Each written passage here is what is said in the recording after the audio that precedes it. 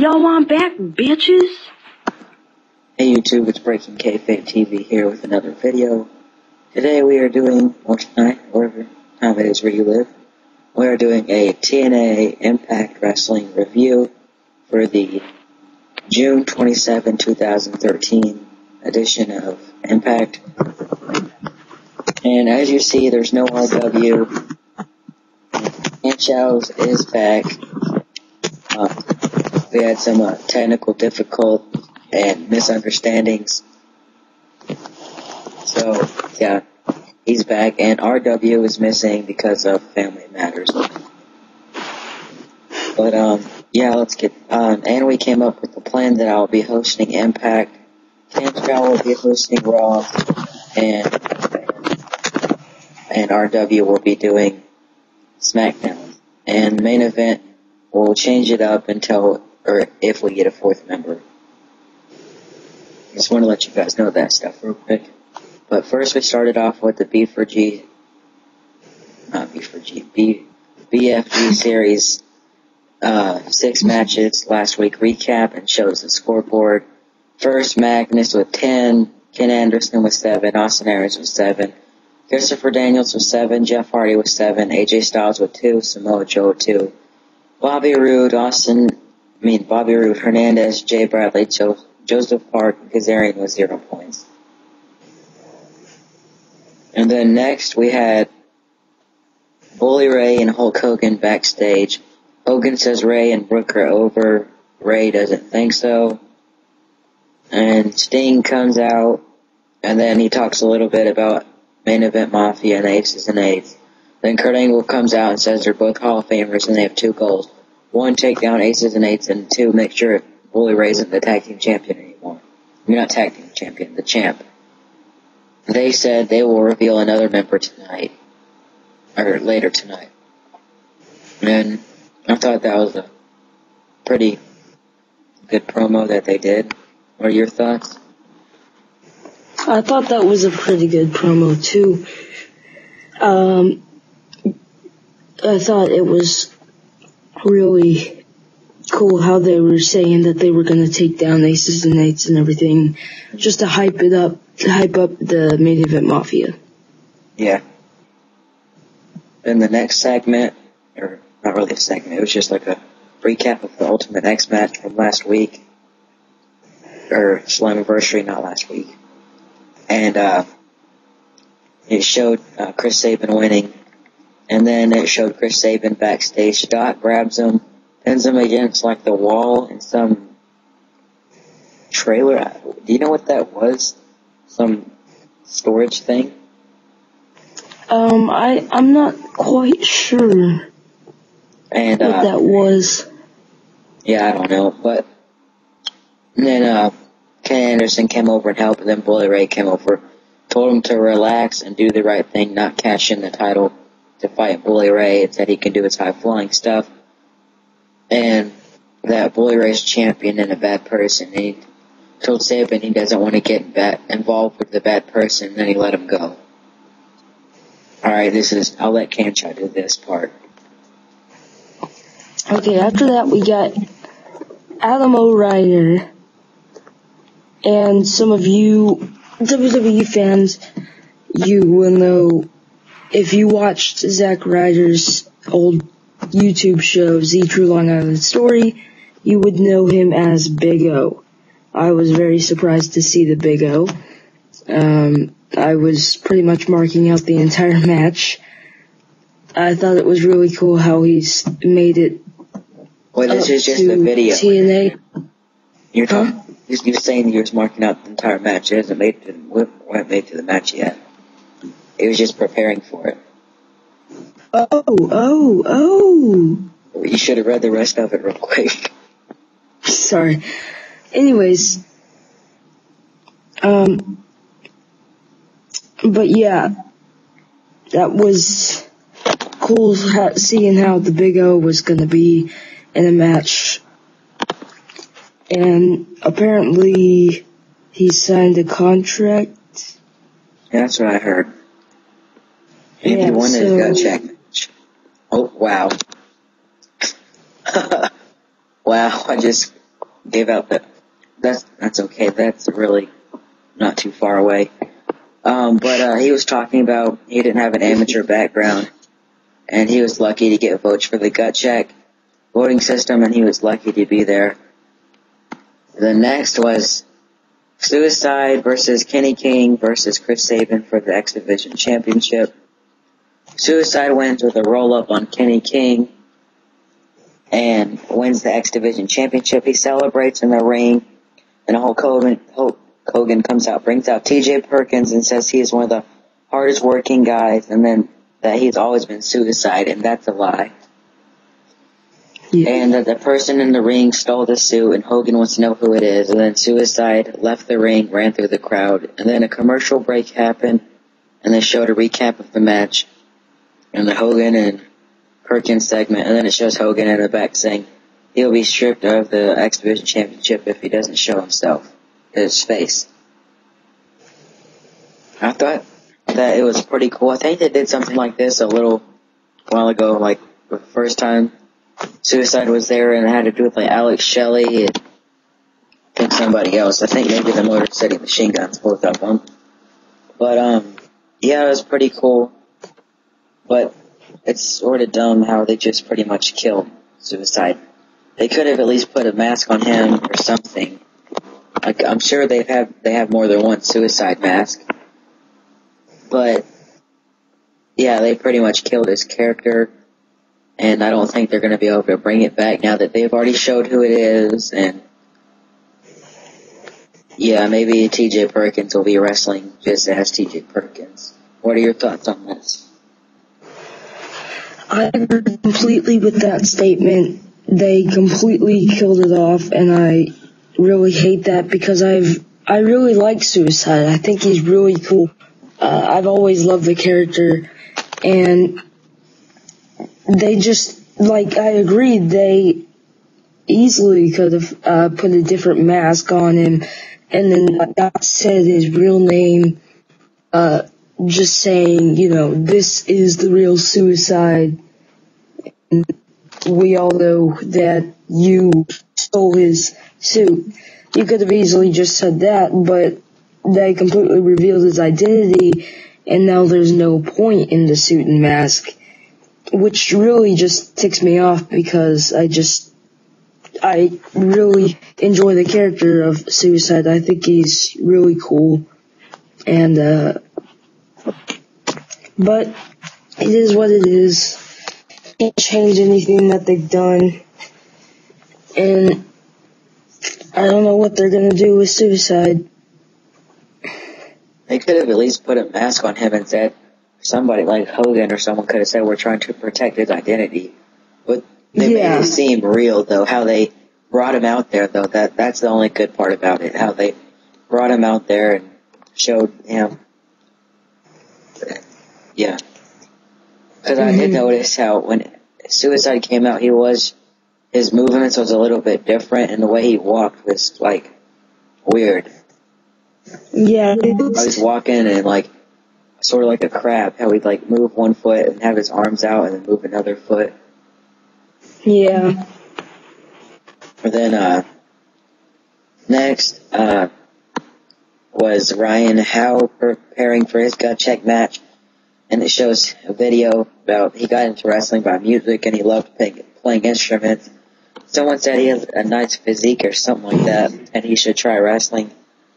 And he said that it got him here and he'll go through anyone he has to, and it's about getting that contract. And in the beginning, you can't be nice in wrestling, and you have to be aggressive. And I thought that was the end part was pretty good, how it said you can't be nice in wrestling, you have to be aggressive. Do you have any thoughts on that, or do you just go to the next part? You can just go to the next part.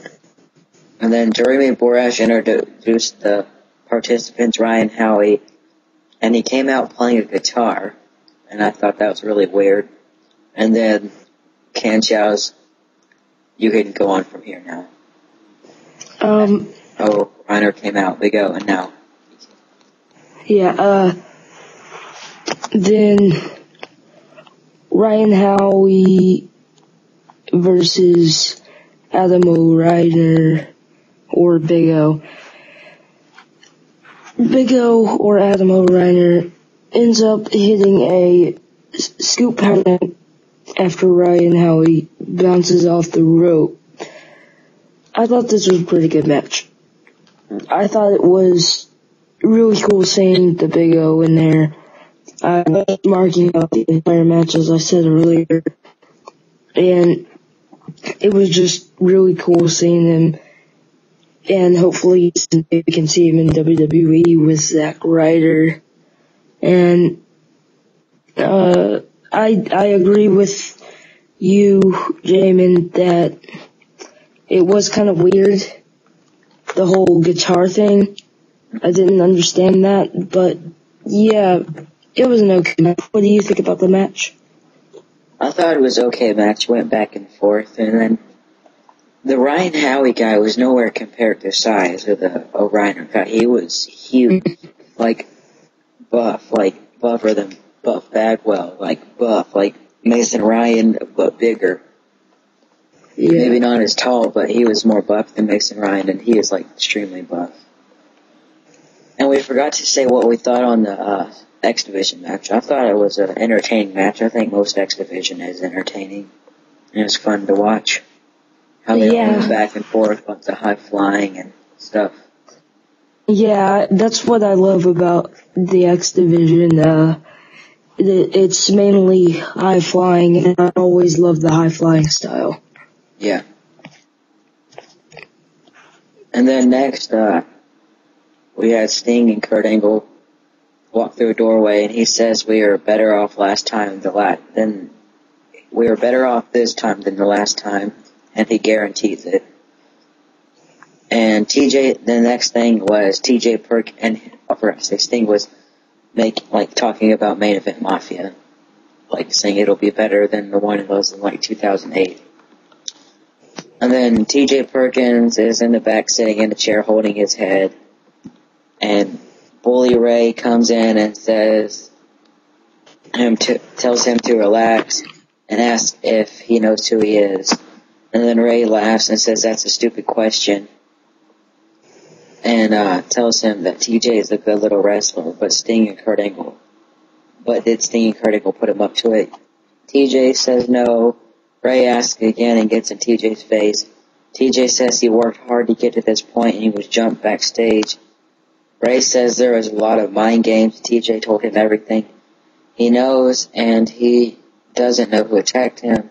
And TJ goes to leave, and Ray grabs his arm and says, "You can leave now."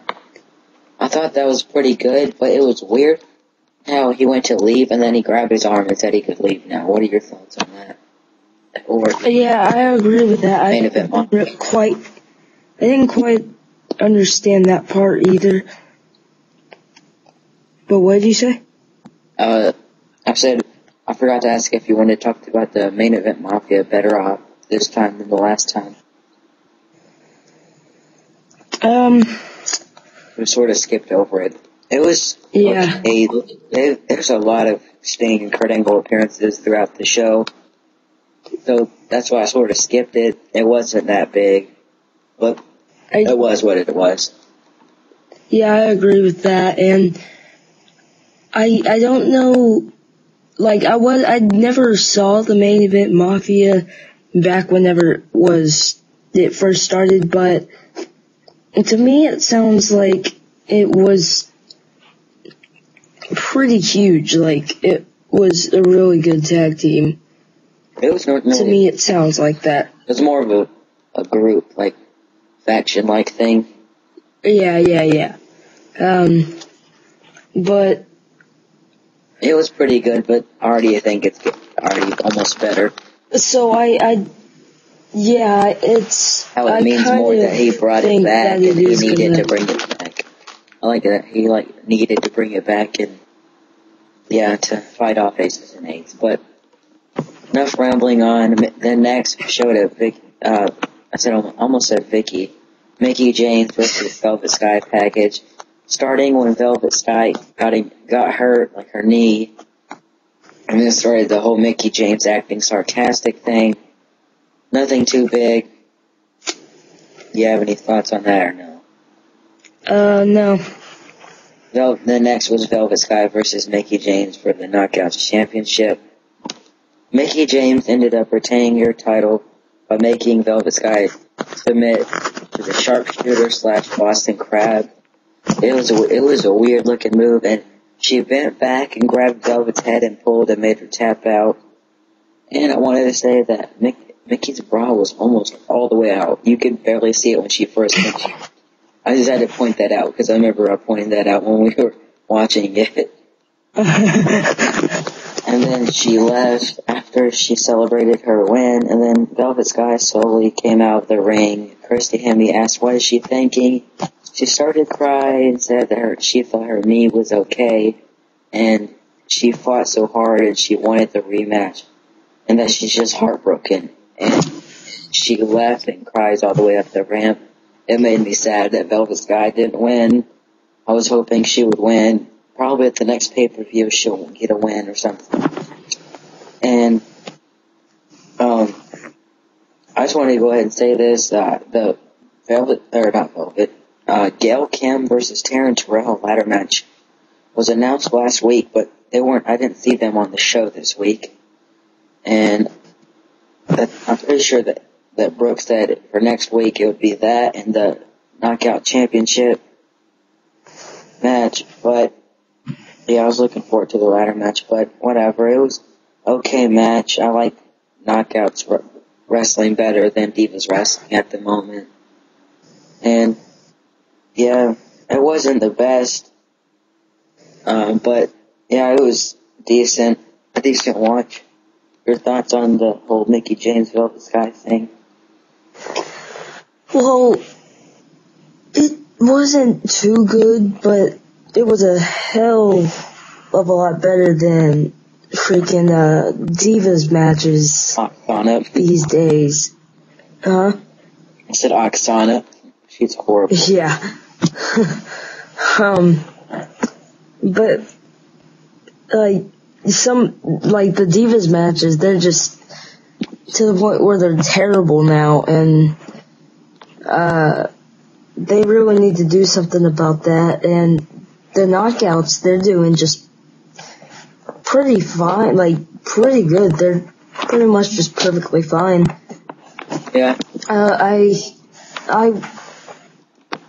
I agree with you saying that you were confused about the whole thing not happening whenever they said it would happen last week.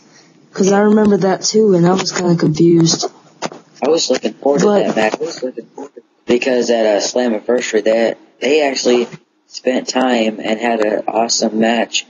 That was the same people, but in a last knockout standing match, and it was. Some people said it was match of the night. Wow. Yeah. They actually put time into their women's division. Unlike WWE, there's like a couple minute match, and they actually have a tag team division, but hasn't been very active. But enough of this, as I sort of interrupted him. Yeah, I really did interrupt him, but you were talking about the match. Yeah, it was. I just was gonna say it was pretty decent, but yeah, a lot better than Divas matches. And then next was a replay of the suicide segment from mostly just replays of everything that's happened with the match.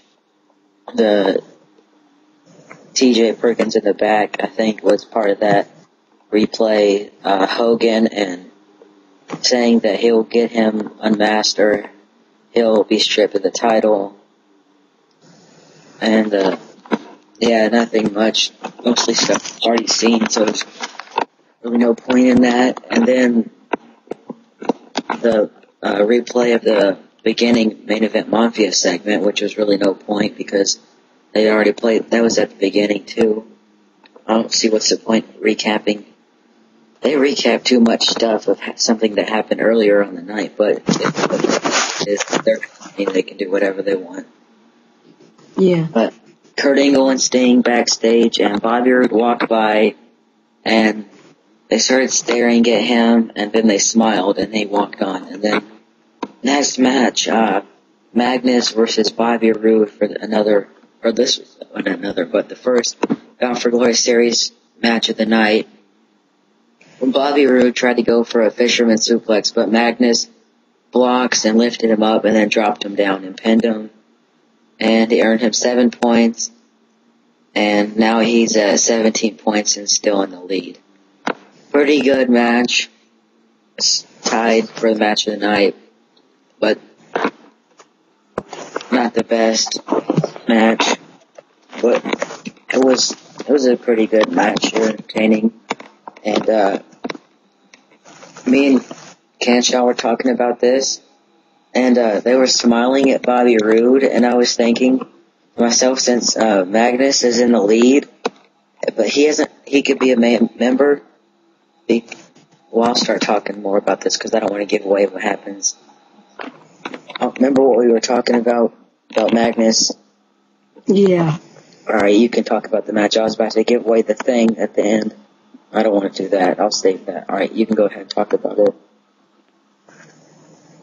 The match. Wait, why me? Oh, no, you can if you want to. I just talked about it. I was talking about, the Magnus Roode. Oh.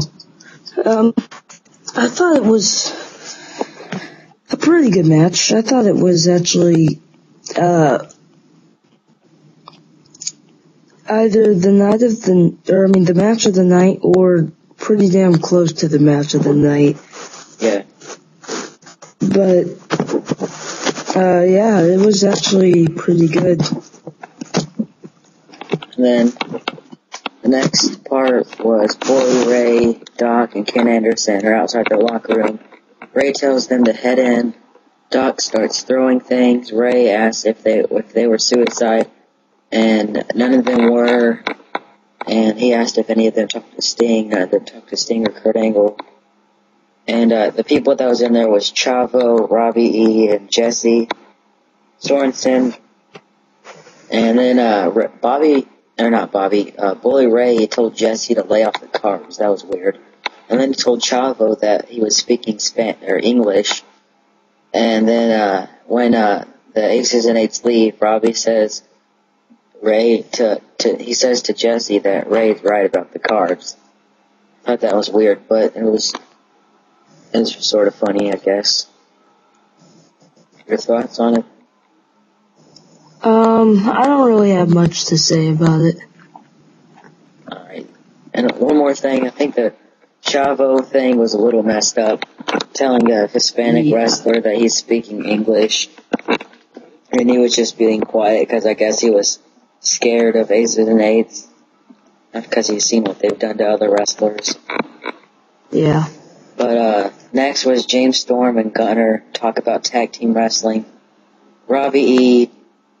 Well, they talk about to make a tag team, it's sort of like being a chemist or something. You have to get the right elements together or whatever. And then not too long into it, Robbie E., Jesse Sorensen, and Tara come out. Maybe it's not Sorensen. It might be. I don't remember which Jesse is. I know there's Jesse Sorensen and Jesse Goddard. I don't know which one it is. I said Sorensen earlier, but I'm not for sure. Do you know? Because I don't know which Jesse it is. What? I was asking if you knew which Jesse it was, Jesse Sorensen or Jesse Goddard. I don't remember. There's two in team. I don't remember. Right. And then, they came out, Robbie E. says they are bro-mans, like bro and then M-A-N-S, and James Storm says, you guys are a bromance, like in a question, and Robbie E. said, no, bromans, and James Storm says, I've been drinking too much, I know you're a bromance, and then Jesse says they are a bromance, and that he has a girlfriend. Tara and James, he said he has a girlfriend. And Tara was his girlfriend, and James Storm said that Tara is what they call a butterface at the bar, and the crowd started chanting butterface, and I don't know what a butterface is. We should Google that, but I'm sort of scared to Google that. And then Jesse tried to punch Storm, and then Gunner punched him in the face. And then Robbie E. and Tara pull him out, check on him. James told Gunner he didn't have to knock him out, but sorry about choking him up. I thought this was very entertaining about the tag team, and then it was funny with the bromance thing. What did you think about it? I thought it was kind of funny about the bromance thing, too. It kind of dragged out, like they said bromance and bromance, like a little bit too much. That went on for a little while. Like 2 minutes, I think. But decent segment. I thought it was kind of funny. And I also have no clue what a butterface is. I like that TNA tries to do stuff with their tag team division, and WWE tag team wrestling's not really what it used to be in the 80s, 90s, and early 2000s, but yeah, wrestling changes every now and then, but eventually tag team wrestling will make a good comeback. I think it's starting to. Yeah. But Kurt Angle and Sting are backstage. Sting says forming Main Event Mafia, and with this whole suicide mess, he is loving this night. Kurt says they should talk to the mystery guy, and Sting agrees, and they try to go find him. I thought that was okay. Like I said, they made a bunch of appearances backstage during the show. Any thoughts on this? I thought it was kind of cool how they were gonna go and try and find him and talk to him. That was pretty cool, but yeah, that's all I gotta really say. And I agree that they did show a bunch of too many backstage segments with them. But yeah, it's their company. They're trying to do whatever they want. Forming MEM is fine with me. Better than seeing Robbie E. I'm not a big fan of him. Then next was the main event, Ken Anderson versus Samoa Joe in a Bound for Glory series match. During the match, Doc and Nux, or Mike Knox, came out, and then Kurt Angle, and they tried to interfere. Kurt Angle and Sting came out and fought them off. And then Samoa Joe puts Ken Anderson in the rear naked choke. Ken taps, earning him 10 points, putting him in second place with 12. And Kurt Angle and Sting raise Joe's hands and he gives the M sign for Main Event Mafia with his hand. So Joe is the newest member. I think he's a perfect member. He has been a main eventer in TNA on and off. He's been not really a jobber, but he's been tag team division, main eventer, mid-carder, X Division champion. He's done a lot of stuff in TNA. And yeah, I think he's a good member for the new Main Event Mafia, considering Scott Steiner's trying to sue the company. Kevin Nash is done with wrestling or something. Booker T is in WWE, and he just had surgery, and he's the general manager of SmackDown. And I'm trying to think if there was anybody. I think that's it. That was in Main Event Mafia. And then, yeah, match was tied for me for match of the night with the Magnus and Rude match. Your thoughts on all this that went down? I agree with you completely about it being tied with the match of the night with the Magnus and Bobby Roode thing. I thought these were both great matches, and I also agree with you that Samoa Joe is the perfect guy to add in there. He really deserves it. He's been there for so long. Yeah, he's a hard worker for the past 8 years. Yeah, so I think it was the perfect time to put him in there because he really deserves it for how much he's worked. And, it's better than something randomly just putting in like Jeff Hardy or somebody just because he's had some main events since he's been back, like the past 2 years. Yeah. 3 years. And, yeah. And, the Samoa Joe thing, now I can talk about it since that he's the newest member. I think they may be putting Magnus in because that was Samoa Joe's partner. And they stared at Rude and smiled at him. And, that was Magnus's opponent. And he is in the lead in the Bound for Glory series. And he might win. He hasn't been his main event Mafia. He hasn't main evented, I don't think. But if he wins, he could be a part because he's going to be like main event Bound for Glory, and he could help because their one goal was take down Aces and Eights, and their second goal was to take the title off. And then back from the commercial, Sting and Kurt Angle give Samoa Joe a suit, and Kurt is saying that Joe is going to like the way he looks, and Sting says, I guarantee it. I think it's going to be funny seeing Samoa Joe in a suit, considering I pretty much only see him wear trunks, short like trunks, and sometimes a t-shirt. Your thoughts on that? Any thoughts on that? Yeah, I agree. I think it is going to be pretty funny seeing him in a suit because I've never seen him in anything else either. So it's going to be different, but I'm pretty sure I can get used to it. Yeah. And then next thing, Hogan comes out and says tonight's show was supposed to be about the X Division and who was going to face Bully Ray at Destination X on July 18th. It's pretty cool how they're doing Destination X pay-per-view they've been doing for the last 7 years now on July 18th on TV taping. So it's about 2 hours away. I'm trying to get tickets. I want to go so bad, but yeah, it's still a little less than a month away. But the fake Suicide comes out, grabs a mic. He doesn't use it until a little bit, but Hogan says to take off the mask, and then he does that weird walking around thing like a crab, and then he like shook his head.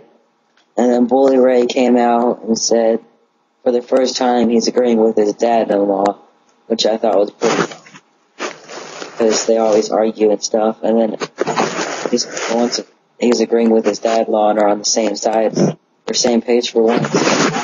And he wants to find out who the person really is. They say take off the mask. They want to know who it is. Ray said he doesn't care who it is. He wants to know if they're going to cash it in or not. Ray says he put fear into Chris Sabin. Eventually, the fake Suicide starts talking, and like the weird, creepy voice that I think Suicide may have used a couple times because it sounded a little familiar, but it was a little weird.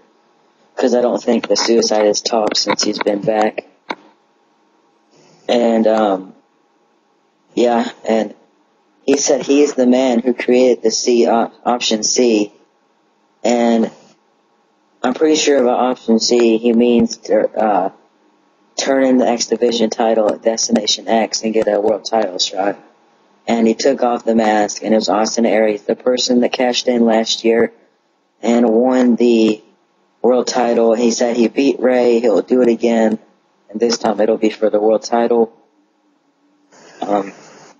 Great segment, probably best of the night. The only sad thing is they pretty much just killed Suicide. But they made it seem real how someone got jumped and they showed the real character. They're breaking kayfabe like our channel. And yeah, and I was gonna say about they were gonna look for the Suicide fake, and they were saying goal 2 was get the title off of Ray, so that's why they were looking for him, since he's the man with the X Division Championship. who can cash it in on July 18th. I thought it was great. Great segment. Great ending to it. And what are your thoughts? I thought it was a very good segment too. I thought it was definitely the best segment of the night. One of the best moments of the night. Definitely. Minus the two main matches. And, well, it was just a really cool thing. I agree, it did kill, his gimmick. But I agree also that it was pretty cool seeing how real they were making it. And I just thought it was pretty cool. But yeah, that's all I gotta really say. And I was gonna say that the points now, Magnus is still in first with 17, Joe with 12, second, tied for third, Ken Anderson, Austin Aries, Christopher Daniels, Jeff Hardy, they all have 7, fourth, AJ Styles, and then all tied for fifth, or AJ Styles had 2 points, all tied for fifth, Bobby Roode, Hernandez, Jay Bradley, Joseph Park, and Kazarian, they all had 0 parts. It was sort of disappointing to not see the tag team, or not to see the ladder match, not to see AJ Styles, not to see Jeff Hardy. But it was a good TNA, episode for what it was. Yeah, it was good to see the suicide segment and the main event Mafia newest member reveal. Except the only bad thing is I was on TNA's YouTube, and I guess they released it earlier today, but they showed a video of it and saying that, they showed that Suicide won the X Division title, and they showed TJ Perkins, and then they were showing him taking off his mask, but as soon as he pulled part of it off, you could see like his head barely, it cut it off. And it said, tune in at 9 o'clock to see what will happen. And I was curious for a couple hours, and I decided to look it up since it was pre-taped, because last week was a double taping. We saw Keno Kevin again, and the Brock Lesnar guy, and that clown, all the same people from last week. And shout out to Mr. Paul JB44, trying to get him to 300 subs so he can do his 300 subscriber giveaway. He's giving away WrestleMania 18, Hulk still rules, and he's maybe going to get a third prize. And if you win, you get to pick one. Anything else for you, Ken Show? But we didn't rate the show. Yeah, let's rate it. I'll give it a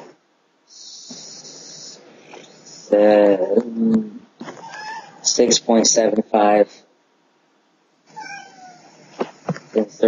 They announced a match last week that didn't happen, and no AJ Styles, no Jeff Hardy.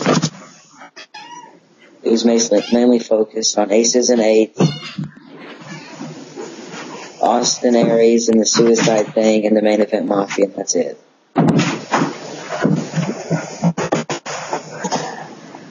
I'd rate this a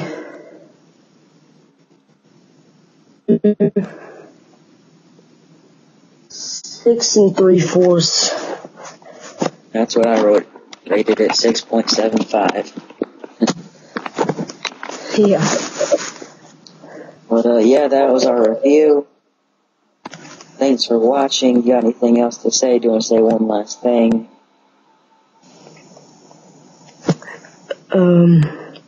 What's that line you always say? Thank you, Boston, and goodbye.